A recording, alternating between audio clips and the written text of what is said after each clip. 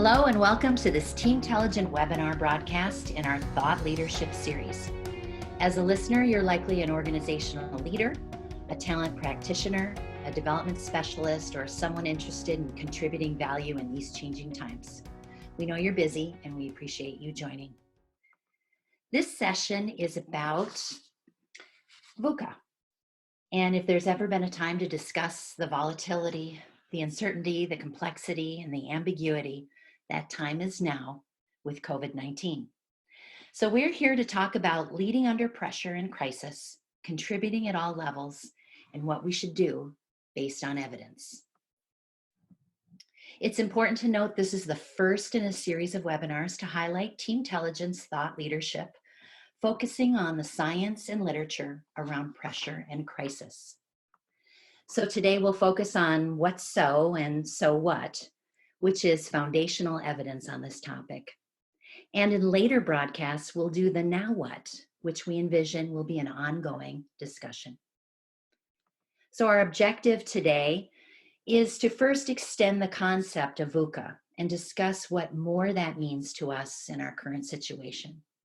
Then we'll spend some time on the research around the lessons of experience and the experience itself of pressure and crisis, what it means in leadership, and what's asked of us, each of us, as we explore how pressure and crisis impacts three key organizational levels. We'll discuss those of individual contributors, managers, leaders, and potentials. We use terms like KSAs, knowledge, skills, and attributes. So we will use the language of KSI, individual contributors, KSAM, managers, and KSAL for leaders. And for those of you who are thinking about your talent pipelines, we'll also discuss what we know about potentials and how they fare under pressure and crisis too. Our speakers today are Roger Pearman and Bob Eichinger, the co-founders of Teamtelligent, a talent management firm with science-based tools that practitioners use every day. They're thought leaders in talent management, they're experts, they're authors, there's so many books between them, their keynotes, and their counsel many organizations have relied on for decades. You guys out there, let me just quick test your mics. Sure. Hello, this is Roger. And Bob. Great, thank you. Well, we appreciate you both lending your counsel in these unprecedented times. The news changes every day in response to the virus, economically, certainly in the world of work, leadership, and many of us are feeling the daily pressure and digging deep. And I think about how do we show up and contribute to the best extent possible. So let's start with this VUCA thing. And we know that the world has always been in VUCA.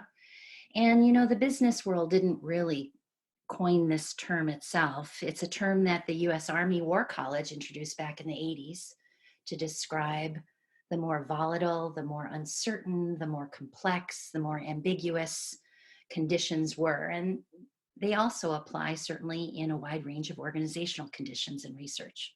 So Roger, let's start there. What are your thoughts around the VUCA? Thanks, LM. As we look at the additional terms that we've added to the VUCA concept, it is that, in fact, though, as you said, the War College initially was concerned about volatility, as we've thought about it, there is a tremendous amount of variety today that introduces a good deal of unknowns. It prompts a great deal of uncertainty because of the range of experiences that people are having. As we've also seen, there's been an enormous amount of complexity in all of our economic and social settings. We've seen enormous chaos, disorder, disorganization occur, not only in the large political sense, but in also our local organizations, as they've all attempted to respond in our most current crisis with COVID-19, but in an ongoing state of ambiguity that organizations and individuals find themselves in. And as we know, there are often what we might refer to as the Black Swan event. Now, this concept of Black Swan is one that was started actually in the 2nd century by a poet who wanted to give a metaphor for a surprise event that was being experienced. And through the years, has taken on all kinds of layers of meaning. Today, when we talk about a Black Swan event, we are really referring to a circumstance, an event, or situation that's unpredictable. It really moves us beyond the expectations of what we have anticipated in the circumstance. The consequences of the event are pretty severe. It's rare. It's not the kind of thing we could have anticipated. And the impact is fairly significant. And the other thing about Black Swan events, if you happen to go look up the literature on it, is that very often individuals tend to rationalize and make up a story about, well, you know, we really could have seen it come if we had paid attention to X, Y, and Z.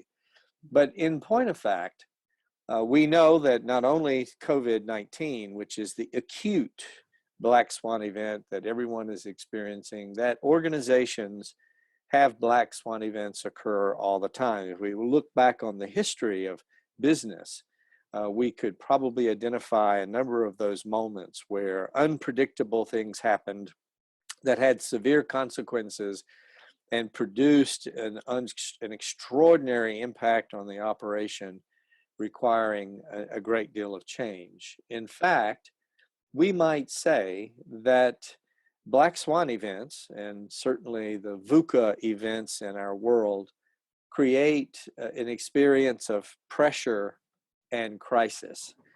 And we know that pressure and crisis is an experience which has to be managed in very particular ways in order for the organization, whatever its size or whatever its type, needs to be successful. And we'll be talking about some of those behaviors that make a difference in pressure and crisis.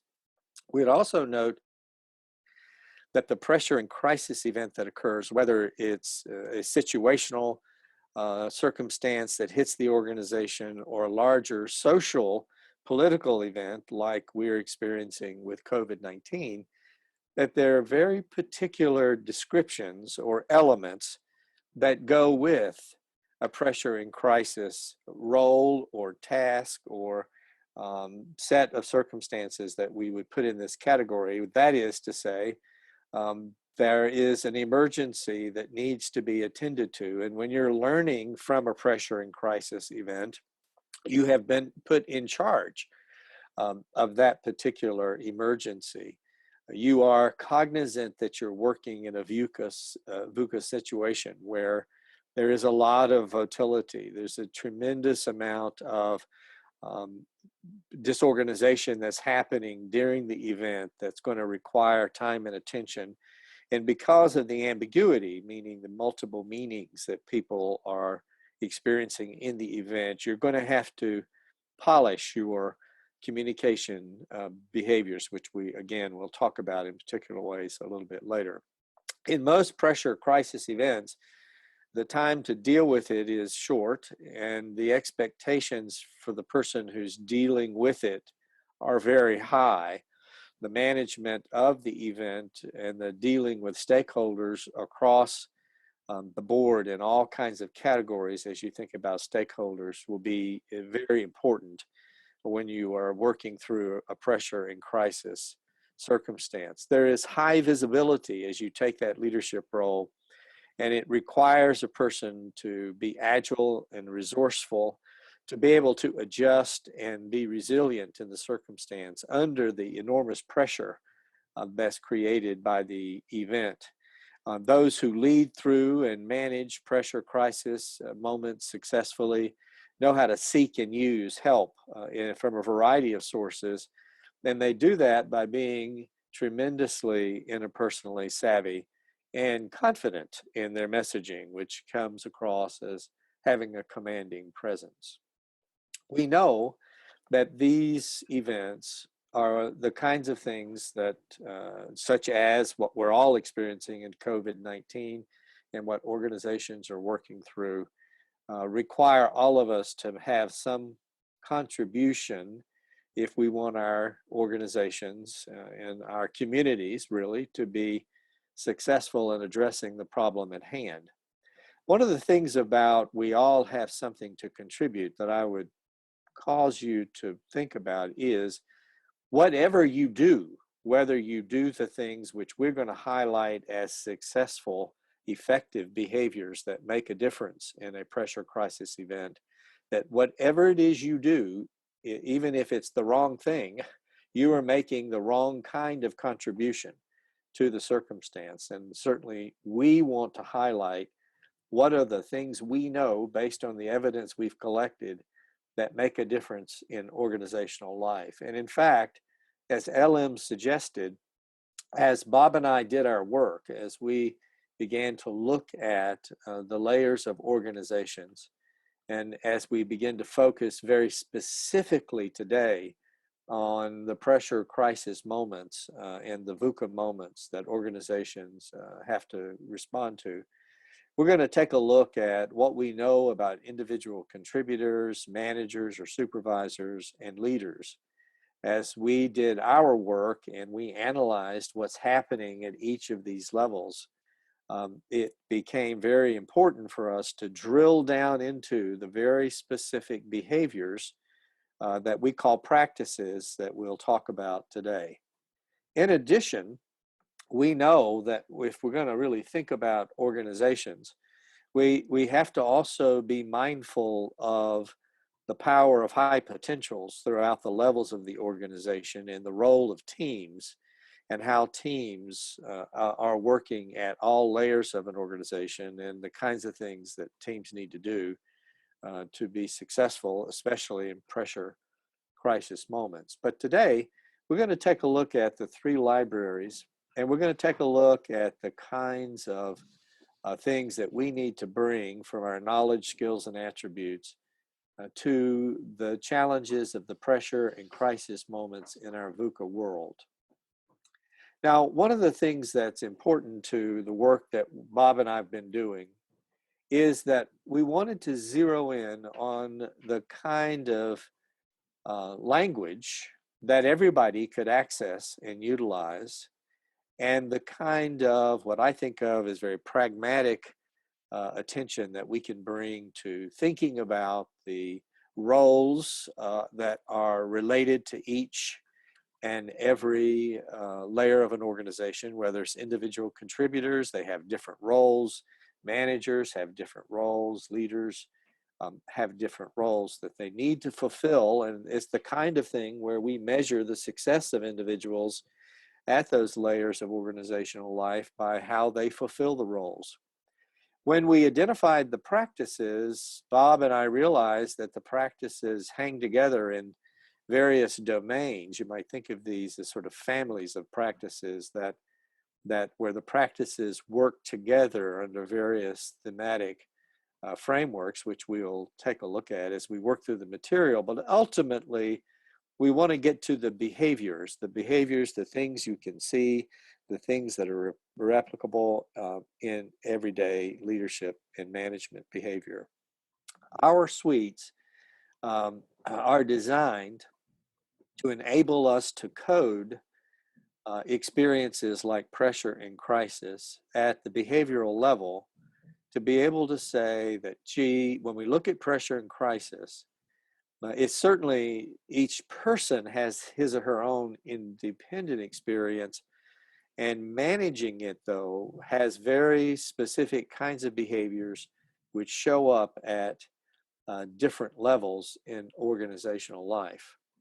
Now, as mentioned before, in each and every one of our libraries, whether it's individual contributors, where we know from past evidence they're often forgotten folks, they're not given the kind of attention that others may be given. We would argue that that's, in this particular environment, a mistake, that in fact, helping people at this level to learn early on the kinds of behaviors and practice essential to measure, to deal with pressure and crisis becomes very important. Managers, as we know, are looking for how to keep their teams intact and how to keep their teams effectively responding to the various issues that are emerging in a pressure and crisis moment, which means keeping the engagement and the conflict management tended to as the teams work through the pressure the organization has. The leaders, as we know, are those who are looking at the organization as a whole. They're wanting to make sure there's financial and motivational attention given to the various layers and systems throughout the organization so that the organization can be agile and that in fact the resources are there for the organization to maintain its presence and the leader to maintain his or her presence in organizational life. Now we know that if you started counting up the roles, 30 roles and 92 practices are a lot of things to keep in mind. And what we would say to you is, yes, all the roles, wherever you are in the organization, 9 roles for the leaders, 11 roles for managers, and 10 roles for individual contributors are always important. They vary in importance depending on a variety of factors. However, the practices where there is greater variety in terms of what is most important and what's most specific to the task at hand. And what we did is we paid attention to what are the particular practices around pressure and crisis that we really want to zero in on each of these levels. What we know is that people, I mean, the evidence tells us people don't necessarily come into the organization readily able to handle everything that comes at them right away. Fortunately, we know that people who are seeking to learn and understand and learn from their experiences can in fact extract some lessons that they carry with them in their career. We can become more scientific about that. We can become more focused about those lessons. And that's in fact what we're going to do as we talk about the what-so of these practices that relate to pressure and crisis moments. You see here a quote that has to do with research gained over the years, that there are real lessons with particular experiences, and the learning agile person draws from those experiences lessons that he or she can carry forward. As Bob and I did our work and we started identifying all the range of key assignment lessons, meaning the kinds of experiences from which people can extract lessons to carry forward, we created our coding analytical and diagnostic map, which takes 21 key lessons, 21 key assignments that individuals can extract lessons from. And one of those happens to be the lessons that come from pressure and crisis experiences. And we've taken a look at the kinds of things that are important at each level of the, whether it's CASI or CASAM or CASAL, as it relates to extracting lessons from the pressure crisis moment.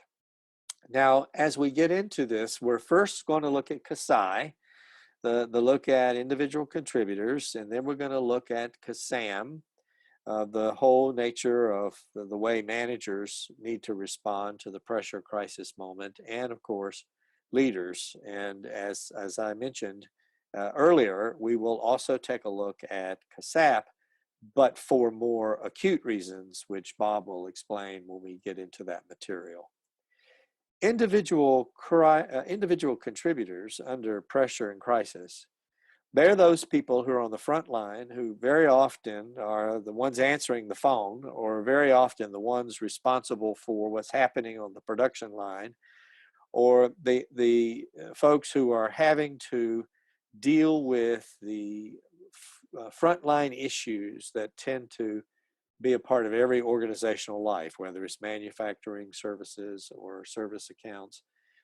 those people on the front line, those individual contributors, need to do particular things in order to manage the pressure and crisis that they might experience at any given time. Now, what you'll see through all of our libraries, and I think it's important to note that we have, as I mentioned earlier, roles, which are those responsibilities like getting things done.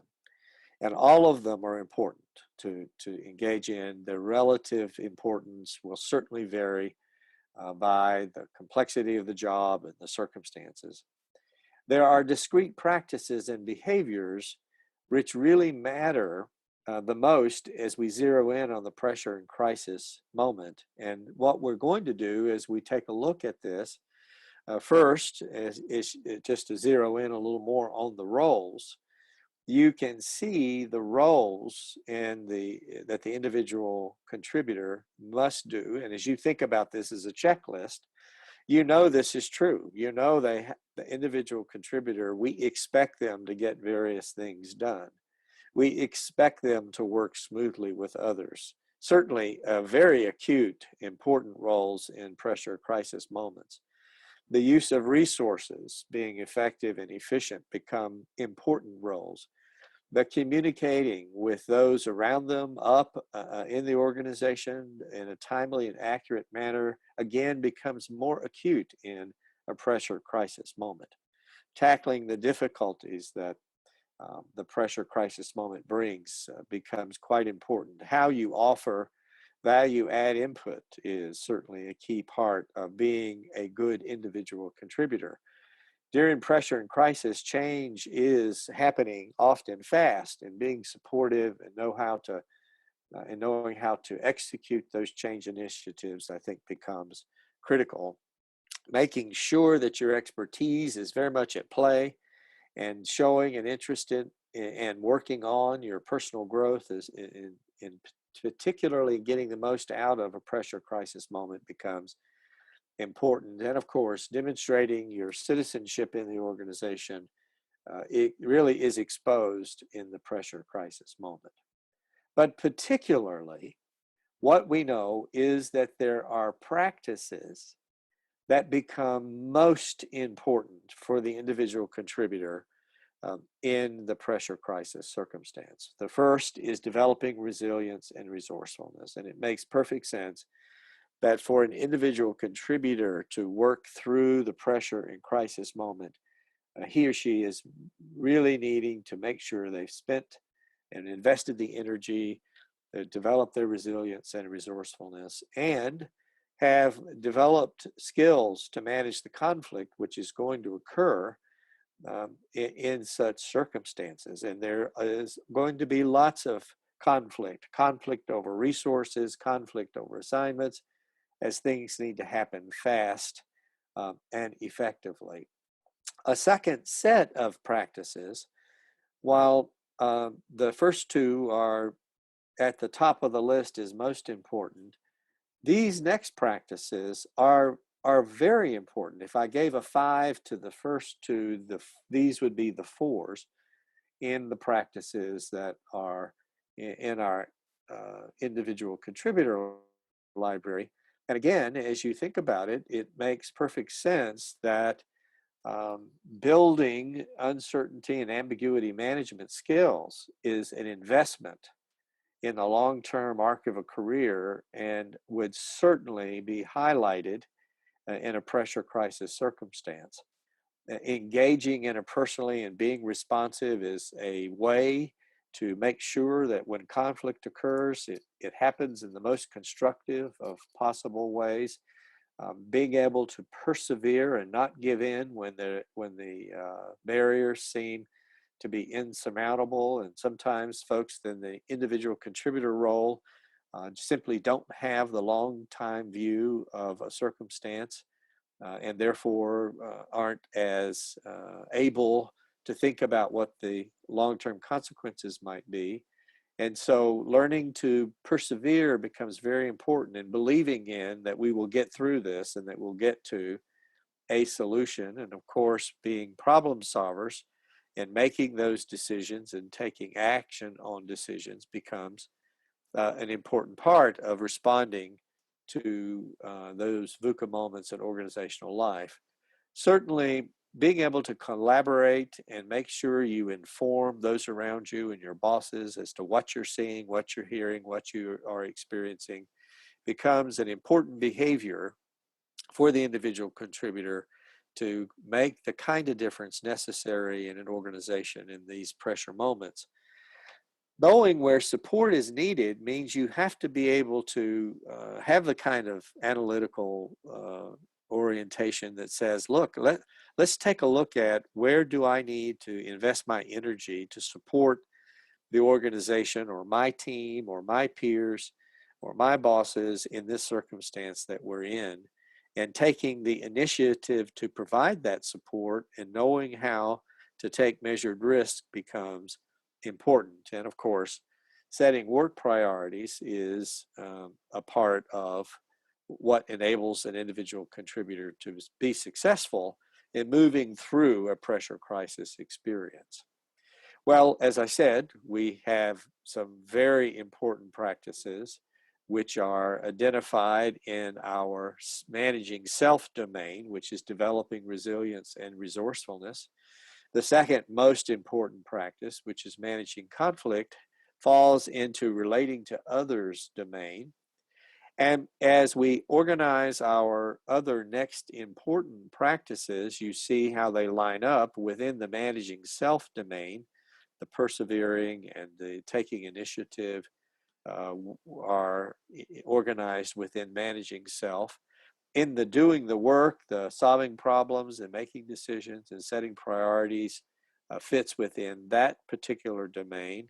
Relating to others, we see there's a host of things from our interpersonal savviness to how we collaborate and inform, and how we provide support fits in the relating to others component of our library.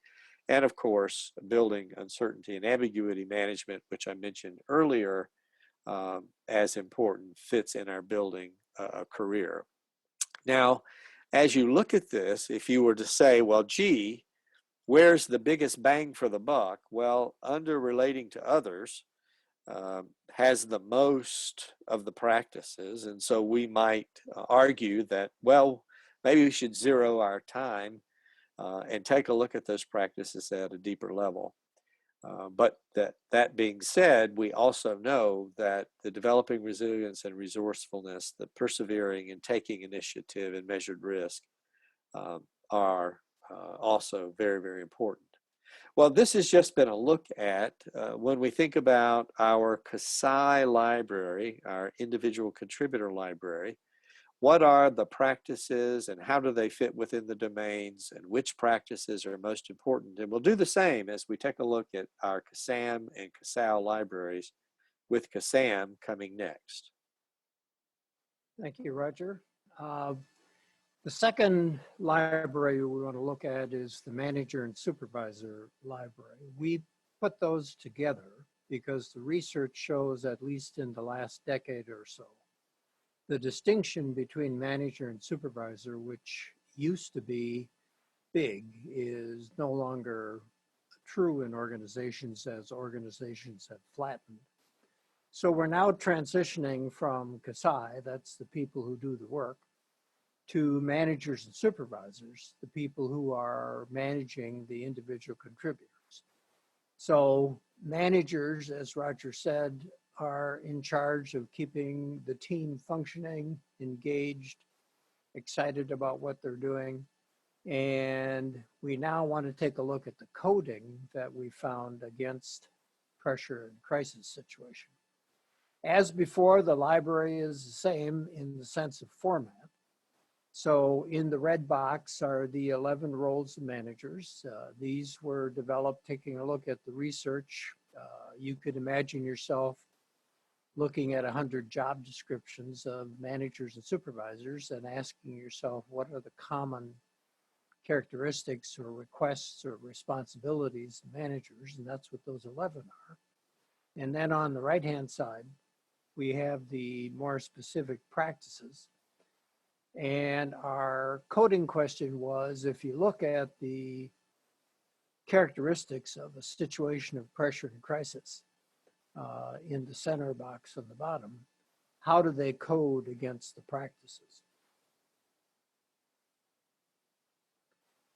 So again, as Roger said, the roles are roles. These generally don't change with or without the VUCA situation. That is, these are the 11 things that managers are expected to do. They may change in rank order, depending upon what situation you're in. So if you were in a VUCA situation, then some of these might be more important than others. But let's take a look at the practices. For managers and supervisors, of the practices, these are the most important. So as Roger said, we coded all of these on a 5-point scale, 5 being the most important, 1 being the least important. And in addition to all of these being 5s, they're also in rank order.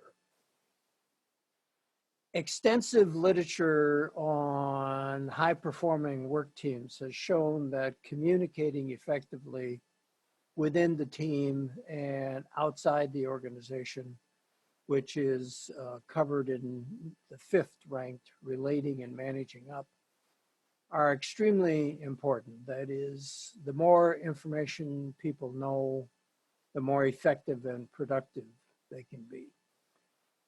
As we saw for Kasai, rank ordered number 2 is the same resilient and resourcefulness. In current terminology, some people call this grit. This is keeping things together during periods of disorganization and uncertainty.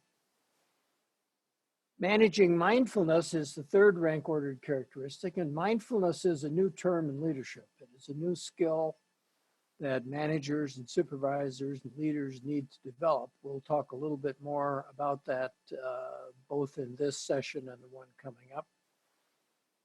4th ranked is managing conflict, because in a VUCA situation, there's a lot of conflict. Should we wear masks or shouldn't we? Should we shelter in place or shouldn't we? Should we take the people off of the cruise ship in Florida or shouldn't we? So there's a lot of conflict that tends to surface in VUCA situations. So we've seen that both in Kasai and now in Kasam. Then there's the cognitive skills in 6, 7, and 8. That is solving problems, using critical thinking, making productive decisions. And then a very important one is fostering innovative initiative, because specifically VUCA presents itself as something that most people have never seen before. No one has the answer, whether it's the president or the doctors or the governors. Nobody has exactly the right thing to do, because nobody's ever done it before. So being creative and innovative is important at that level. And then the 9th ranked is creating learning agile teams so that they can be adjustive and flexible and agile going forward against the VUCA situation. So these are the 9 most important for supervisors and managers in rank order.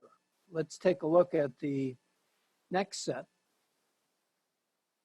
Now, as Roger said, these we coded a 4 instead of a 5, so they're very important, not the most important. And we see a different aspect of communicating, but again, it's number 1 on the 5s, and it's also number 1 on the 4s. So establishing communicating enterprise purpose, that is, what is the organization trying to achieve in this VUCA situation? And that can be guiding to planning and deciding how you're going to set priorities. Very important one is rank ordered number 2, which is the supervisor and manager has to manage noise from outside the team disturbing the work of the team. So in high performance work team literature, this is a very important consideration of filtering, or even to an extreme extent, stopping no unnecessary and unproductive noise. 3 is very important. That is, everyone responds to VUCA differently. So every individual on the team is different, even though they've all got the same title. In some cases, they do exactly the same tasks. They've got the same backgrounds. They're different. And in periods of uncertainty and volatility and ambiguity, we tend to emotionally react to that differently. So managers have to be able to manage individuals as individuals. So one message does not fit all. You cannot be a one-trick manager. So you've got to differentiate how you deal with the team members one at a time, because they will in fact require different things from you as a supervisor. The next two have to do with tone of the team and working collaboratively, because if we're in a VUCA situation, we're probably going to have to work with other teams, work across the organization, maybe use some vendors or consultants we haven't used before, probably access our colleagues outside of our industry. And then the sixth rank ordered is managing myself. Even though I'm in charge of keeping other people calm and collected during periods of turmoil, that doesn't work if I don't keep myself together. And then the simple one, number 7, is while all of this is going on, we still have to get things done. So looking at this collectively, these are the same kinds of factors that Roger looked at the Kasai library. We've got 4 domains: managing myself, setting direction for the team, managing the work of the team, and then managing EQ, or managing the people prospects.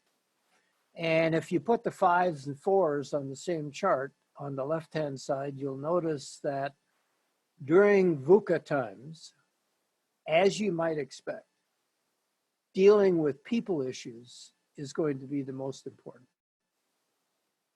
And second is probably tied. There's 4 in leading myself, there's 4 in setting direction, and there's 2 in managing the work. So during times of crisis and pressure, interpersonal skills and EQ skills and managing people individually and collaborating broadly all come to play and are more important than in non-VUCA times. So let's move on to what leaders look like. Thank you, Bob. And as we take a look at our Kasau library, we want to keep in mind that as we defined it, those who are at the top of the organization responsible for transforming the organization in its utilizing its resources and its talent and being able to respond to circumstances, especially the pressure crisis moments. And the leaders inherently are concerned about the whole of the enterprise, the whole not only financially, but also the way in which people are working effectively together, and how all the systems are working in order for the organization to be agile and to be able to maintain their place in the market. As you have seen, we've maintained a pattern throughout all of our libraries. You see that we've identified the 9 roles of leaders. As Bob said, these are the roles we expect leaders to have. And let me say, as we looked at those roles across the organizational levels, Kasai, Kasam, and Kasau, we found this to be true regardless of the market sector, the organizational type, in terms of, and even size, in terms of the ways in which leaders or managers or individual contributors are expected to behave. In addition to those roles, we identified those practices that are vital. And as you've seen in each of the libraries, we coded the practices against the particular characteristics of pressure in crisis moments. Now, with the roles, Again, if you use this as a checklist and you think about it, it makes perfect sense that those at the top of the organization are responsible for setting the vision and strategy and making sure the plan has been created and is in place. They are responsible for the culture and making sure they are intentionally creating the culture through the way in which they structure and staff the organization. The allocation of resources is a vital part of being an effective leader in an organization, and as well as monitoring how things are coming along. And of course, just as we've said in each of these, while all of these roles are important as a leader does her or his job, it becomes very important in a crisis circumstance, in a pressure moment, to fulfill these roles and make sure that especially you're communicating with stakeholders effectively, you're dealing with conflict, and you are making sure the talent you have, you're building that talent and maximizing the learning moment for the future.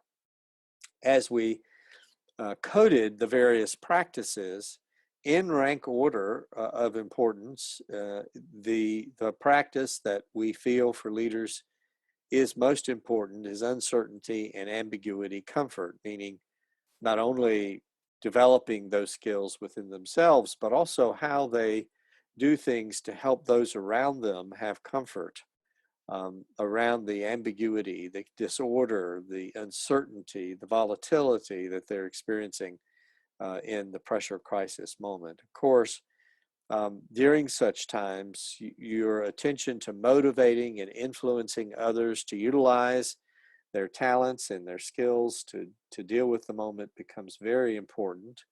Leaders are managing teams, and often they're multiple teams, and sometimes they're crisis teams that suddenly have been created to help deal with the VUCA experience that's happening to the organization.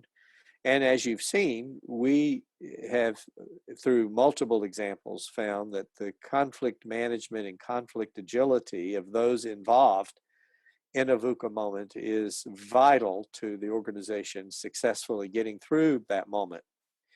It certainly makes sense that leaders need to demonstrate the problem analytical skills that enable people to see that progress is occurring, that in fact there's an understanding or some hypotheses about what's going on so that folks can begin to make sense of it. The critical thinking skills obviously are important to those at the top as we're dealing with the VUCA challenge. The mindfulness management and self-management, resilience, resourcefulness, and self-confidence, as you've seen, as we've gone up in the organization, these particular attributes become important to be able to develop more richly so that indeed in the VUCA moments you can rely on the right kind of intentional focus of the moment and manage your own emotions and your own perceptions and show the resilience and the resourcefulness in the pressure crisis circumstance that folks are experiencing. While these are the most important practices, the second most important, again in rank order importance, is the management of information, making sure that the information is timely and relevant to folks wherever they are in the organizational structure and whatever they are doing to help deal with the pressure and crisis that the organization is experiencing. Certainly, being able to read and understand the different needs of individuals becomes very important just because you know that people are going to be responding at an individual level very differently, and to successfully lead them, you need to read them.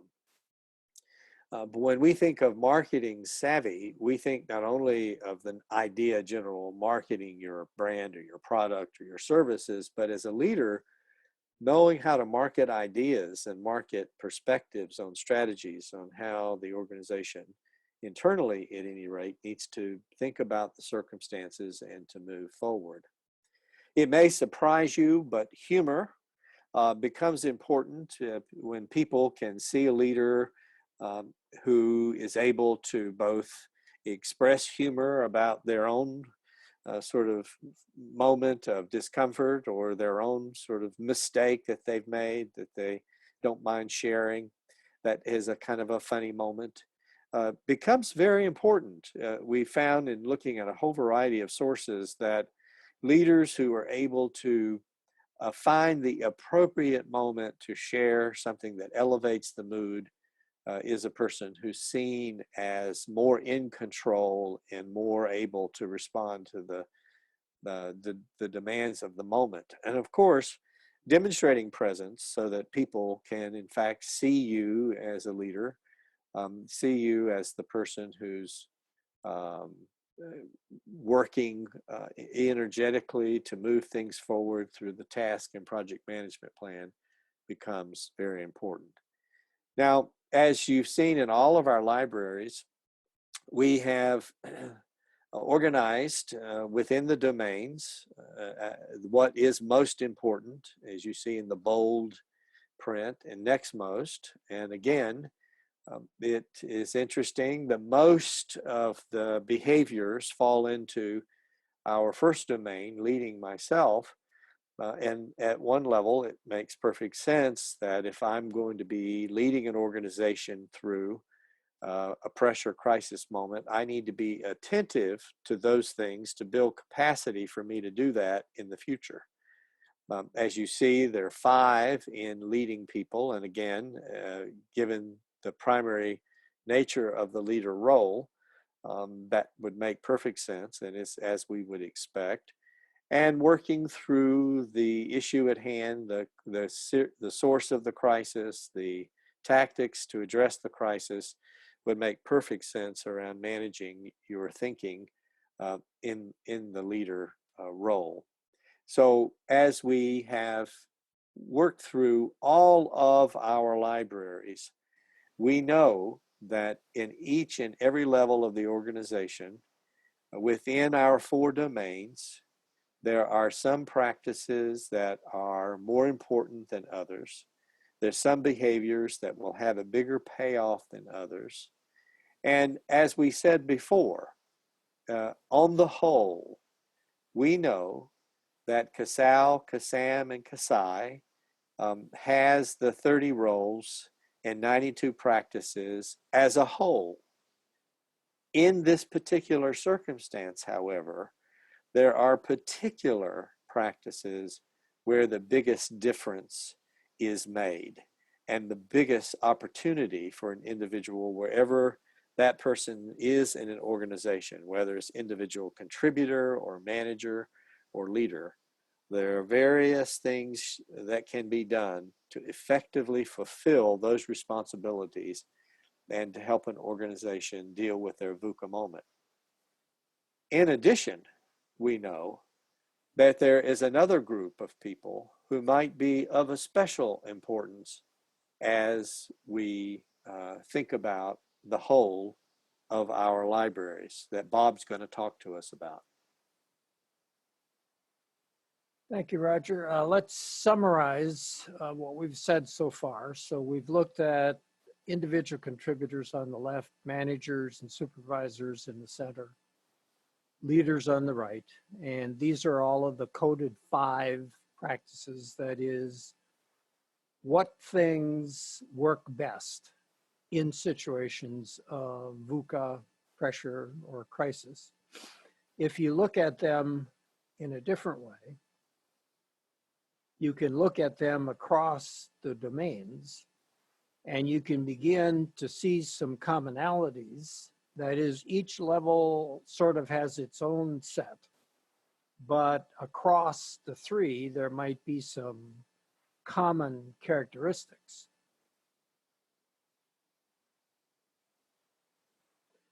So we find that individual contributors need to be resourceful themselves and manage conflict around them. When we move to the managerial level, it turns to a communication responsibility, also being resourceful, also managing mindfulness, which is managing yourself. And then at the leader level, the specific is to deal with the ambiguity that VUCA shows and to be able to manage the organization and influence the organization to do things that matter.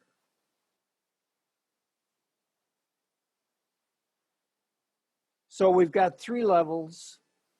There are different skills at each level, but collectively there might be some lessons we need to learn.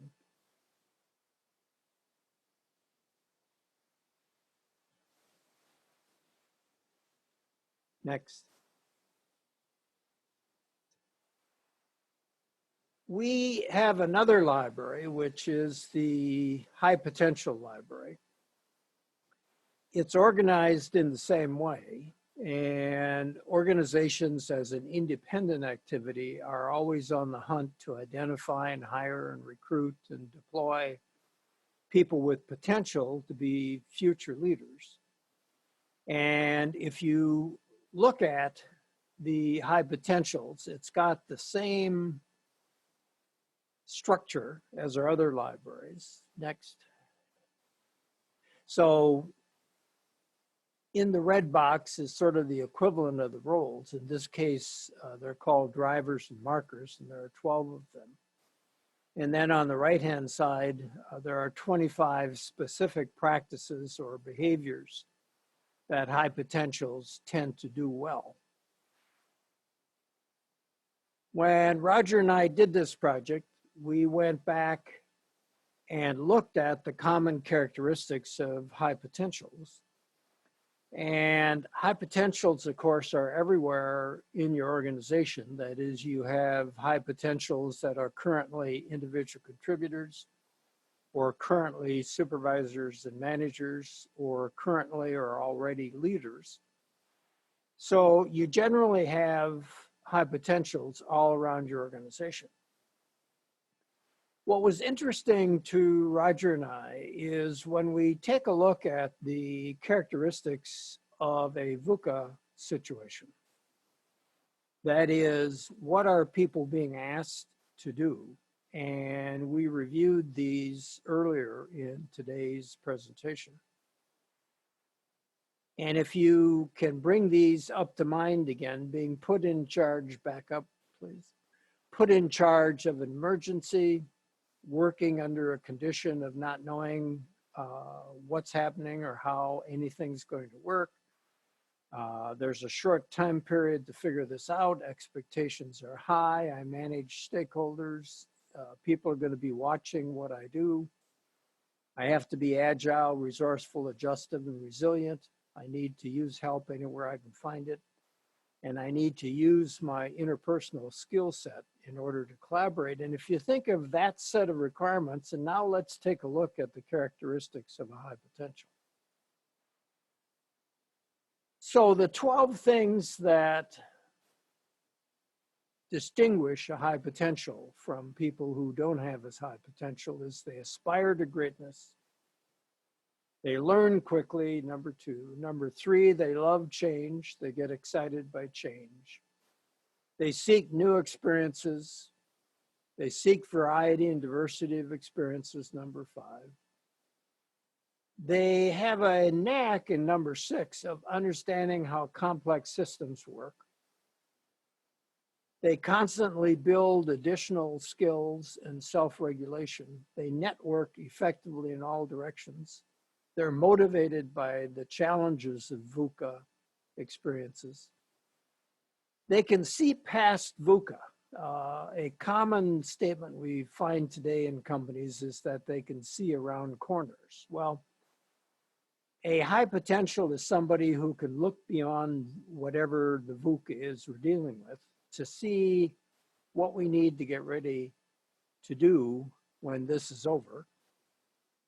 They love taking the initiative, and they view things with a very optimistic viewpoint. Now, it occurred to Roger and I that if you look at this set of 12 markers and drivers of verified high potentials, and you look at the characteristics of VUCA, they match up.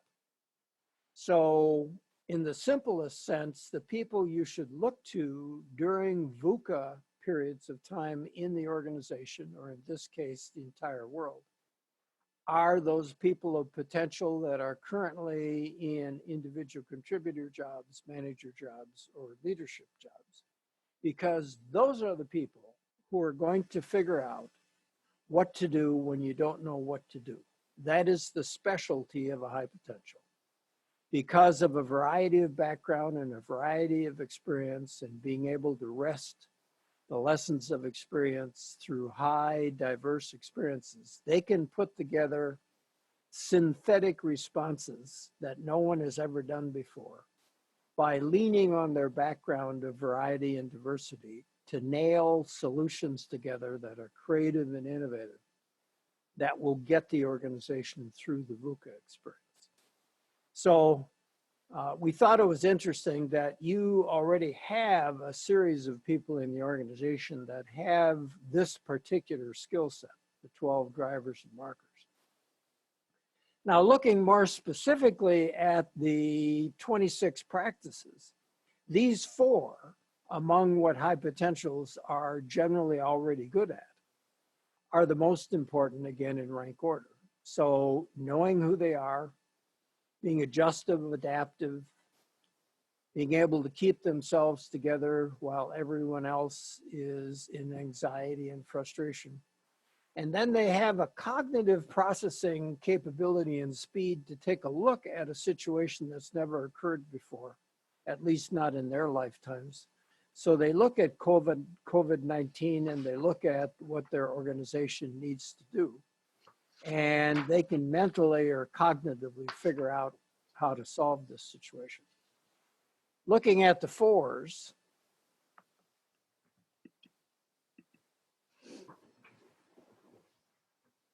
as we've seen before, the ability to keep yourself together during periods of uncertainty and ambiguity, not being afraid of it, not being stressed by it, and being able to figure out what you can figure out, even though there's not much factual information available, and doing that quickly and sharing that and motivating others and managing the conflict, being fluid in your thinking, understanding the complexity of a worldwide pandemic in the current VUCA example, keeping a growth mindset, saying we're going to get out of this, we're going to have a period of time where this is solved, mindfulness, which we've seen before, and then the creativity and innovation of each solution.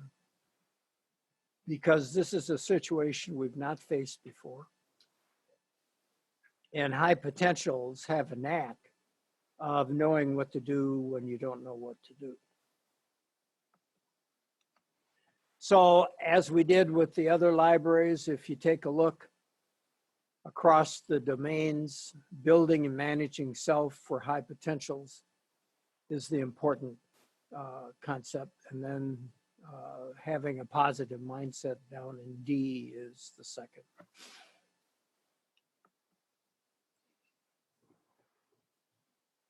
So the interesting thing we found, as I said, is that people who respond best, be it at any level of the organization, to VUCA.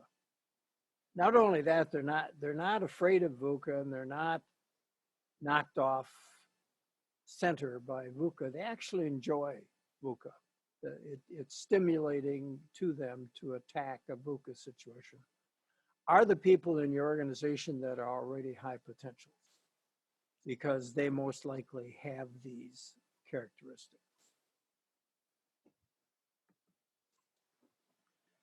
So that's what so and so what.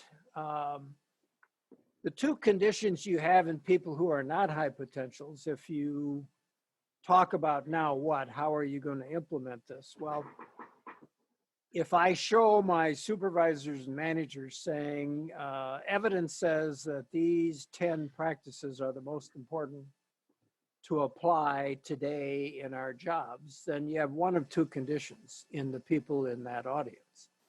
They either have those 10 things now, or they don't. For those who have those 10 things now, the developmental protocol is do those more than you do in the past. For those 10 who do not have these things, they have to begin to think about how they could do the best they can on the 10 things. So the 2 action steps are to educate what are the important practices necessary to be effective in VUCA. If you're not already good at them, how can you do them the best you've ever done, or have others help you do that? And then the 3rd action step is to make sure you know where your high potentials are, because those are the people most likely collectively at all 3 levels of the organization to get you through this crisis. So stay tuned for the 2nd in this series. Perfect. Yes, thank you. Thank you, Roger and Bob.